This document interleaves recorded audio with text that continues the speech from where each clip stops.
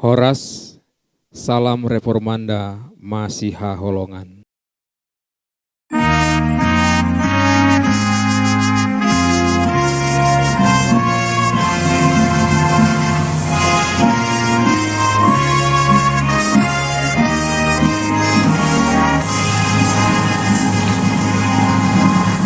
Puji Jehovah letoniku, puji ibadah debat kami, tagan sesudah dope boau, naik puji basanai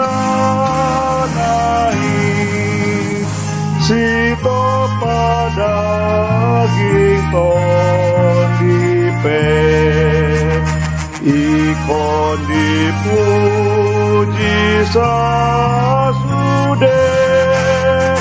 Haleluya, haleluya.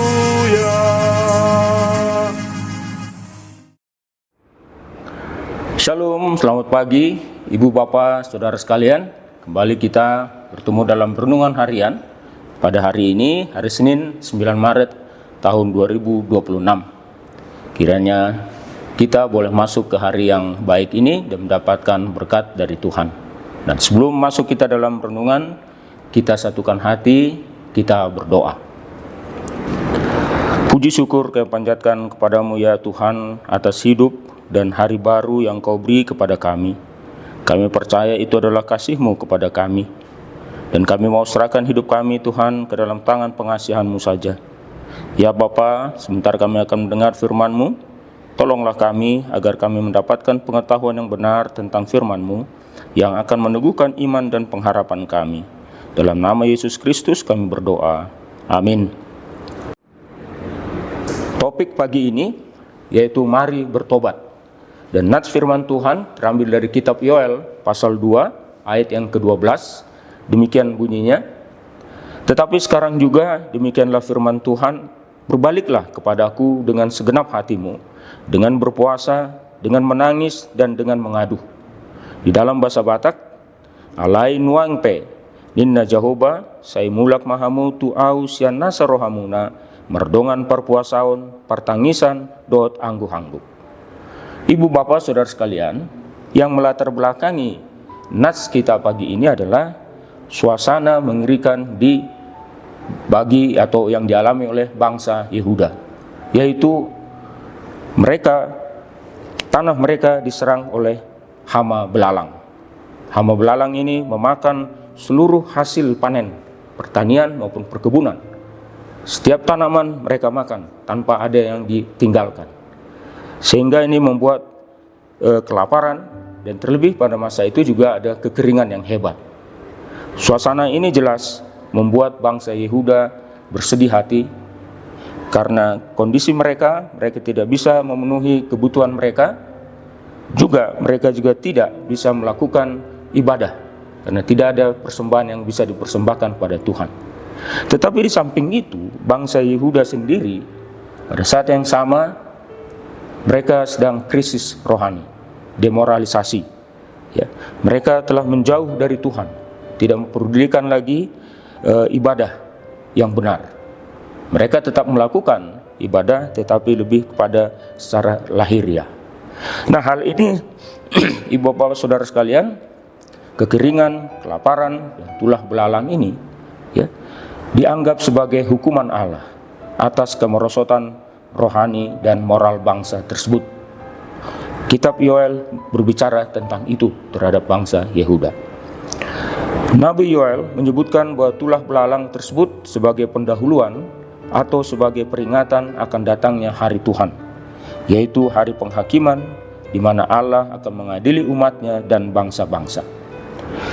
Tetapi Ibu Bapak Saudara sekalian, Tuhan tidak ingin bangsa pilihannya itu punah atau hancur karena dosa dan kelalaian mereka. Sehingga kalau kita belajar dari nats kita pasal 2 ayat 12 ini, ya, Kita perhatikan yang pertama, Tuhan mengatakan, tetapi sekarang juga ada satu tekanan untuk bersegera berbalik kepada Tuhan, untuk segera bertobat dengan segenap hati, tidak main-main, tidak sekadar ritual, tetapi dengan segenap hati. Dan pertobatan sejati yang segenap hati ini diikuti dengan berpuasa, menangis, dan meratap.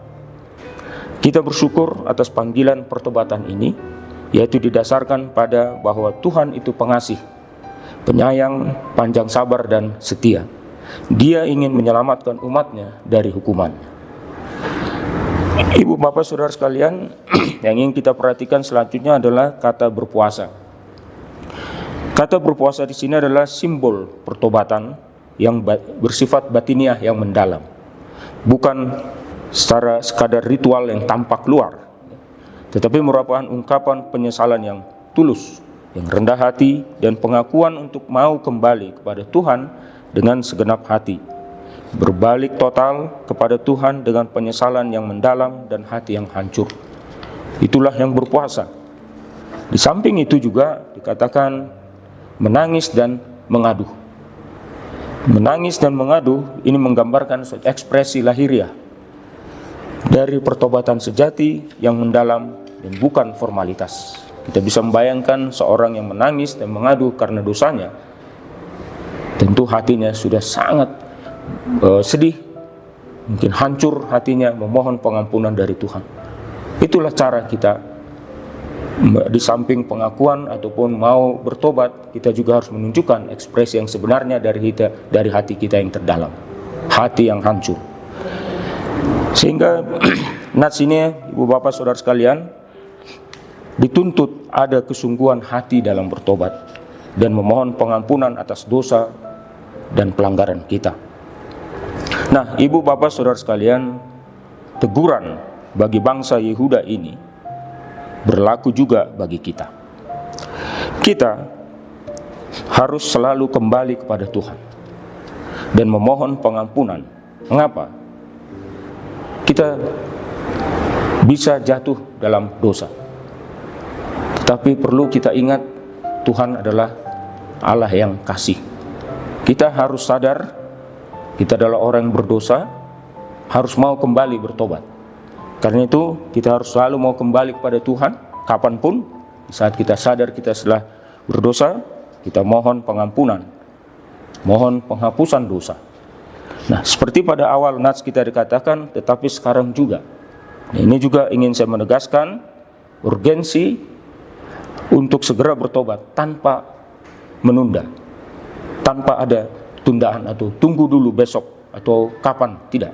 Saat ini kita sadar kita berdosa, saat itu juga kita memohon pengampunan dan meminta pertobatan. Nah, meskipun kita telah melakukan berbagai pelanggaran, percayalah, alasan kita dapat berbalik kepada Tuhan atau bertobat, yaitu Tuhan Allah kita adalah Tuhan yang Maha Pengampun. Di balik penghakiman yang selalu ada janji pemulihan. Kita orang berdosa pasti akan menjalani penghakiman. Tetapi kalau kita mengaku bertobat, tidak ingin lagi melakukan pelanggaran, dan Tuhan memberikan penghapusan dosa bagi kita, percayalah, di balik penghakiman Tuhan itu selalu ada janji pemulihan. Kita akan dipulihkan dan kita boleh layak di hadapan Tuhan. Tuhan ingin mencurahkan rohnya kepada semua orang yang mencari Dia. Tuhan yang penuh kasih dan setia, panjang sabar. Dia ingin kita kembali kepadanya. Dia tidak menginginkan kematian kita dalam dosa, tetapi hendaknya kita boleh berbalik kembali kepada Tuhan untuk menerima kehidupan yang abadi.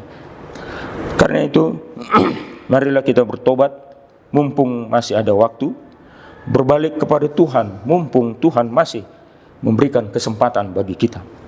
Mari kita perbaiki hubungan kita dengan Tuhan di dalam doa, ibadah, maupun kehidupan sehari-hari. Tuhan memberkati kita. Amin.